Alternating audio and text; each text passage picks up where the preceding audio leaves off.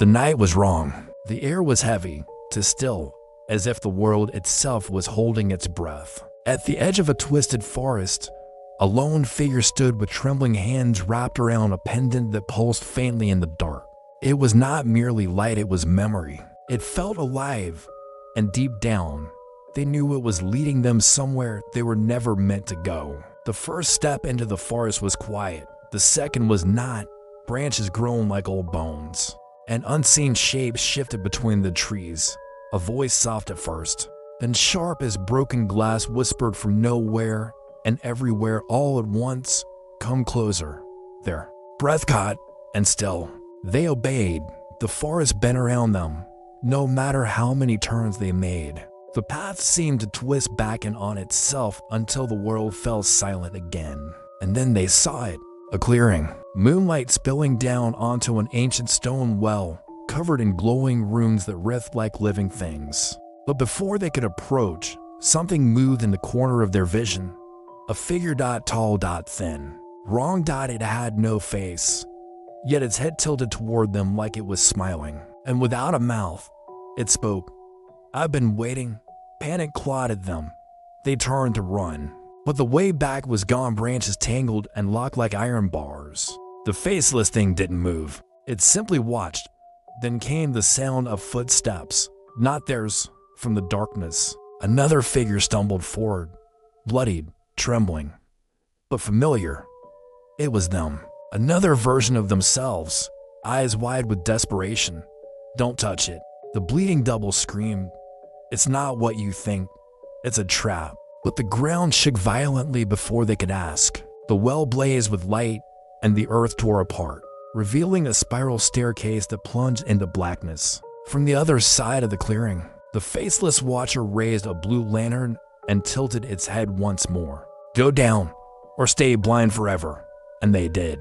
Step after step, the descent felt endless. The hum of the pendant grew louder, joined by whispers that seemed to crawl inside their skull. Words they didn't understand, names they didn't remember, screams they wished they didn't hear. The walls around them twisted with carvings that shifted when they weren't looking. Finally, the stairs ended. A cathedral of black stone stretched out beneath them, larger than any world could hold. Floating in the center, suspended by glowing chains, was the well, every chain strained and cracked as if the thing it held was too strong to be bound. A figure approached. A mask of bone covered its face, and a lantern burned in its hand. Its voice was like an echo of their own. "You were never meant to find this place," it said. From the shadows, the bleeding double collapsed onto its knees. "Don't trust it. Don't trust any of this." And then a smaller voice, soft, fragile, drew their attention. A child, a younger version of themselves, silent, trembling, tears cutting clean lines down its dirt-stained face. It didn't speak.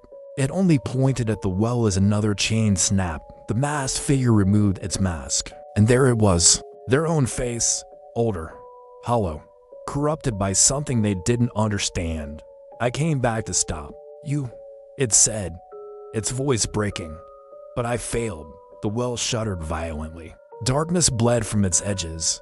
Countless hands reached out, followed by hundreds of blinking eyes. The hum became deafening. "Seal it," the bleeding double begged, "or become it." The child clung to their hand, crying soundlessly.